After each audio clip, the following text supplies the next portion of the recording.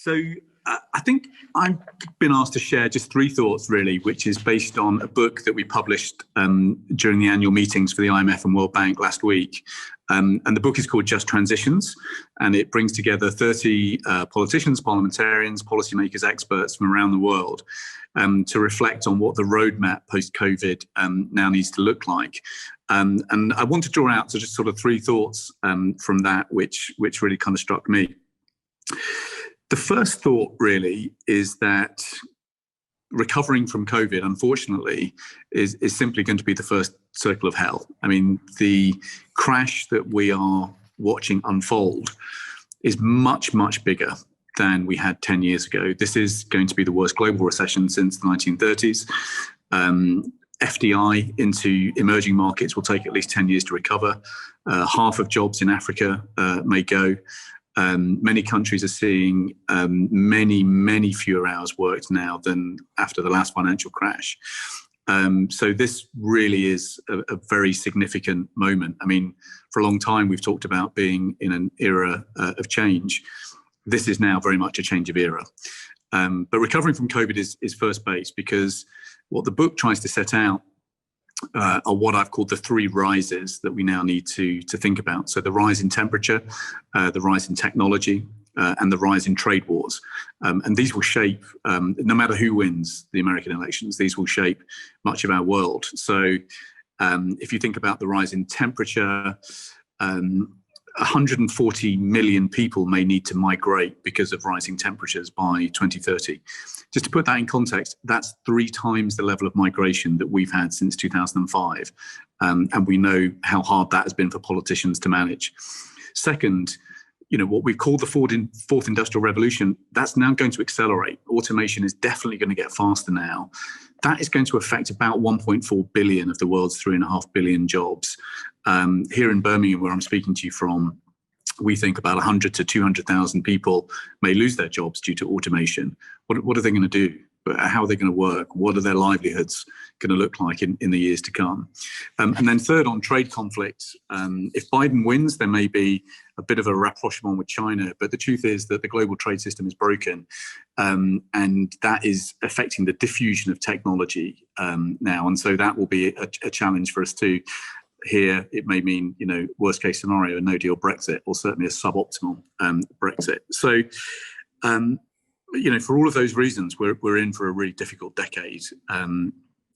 Now, the second point then is how the hell we navigate through this. And what was really striking is that in the book is that we've tried to kind of put together what has been widely talked about, this concept of a new social contract. The argument I suppose I make is that the discussion on the new social contract needs to move from poetry to prose. We actually need to start writing down what the hell it means. What are the rights? How do we actually make a reality of the Sustainable Development Goals and the Paris climate commitments in a way that makes sense in cities here like Birmingham? There will be new things that we have to wire in, crucially, welfare systems that help people retrain and retrain and retrain again. Good health systems that combat chronic health problems, like pandemics.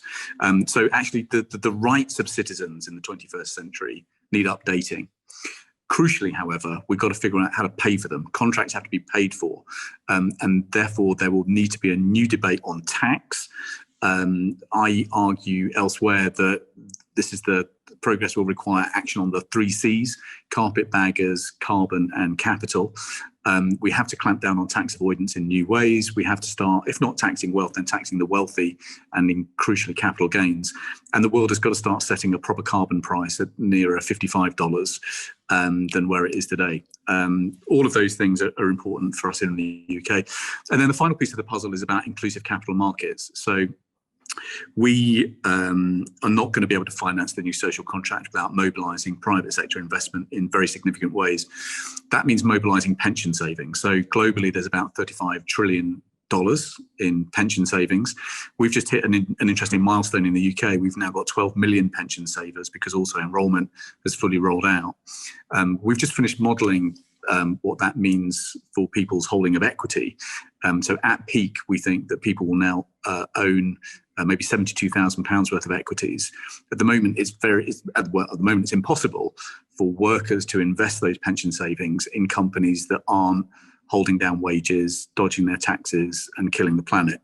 So there is going to be a really important set of changes to capital markets, so that actually capital markets and long-term savings are unlocked in to invest in virtuous things like new businesses, new technologies, and new infrastructure too.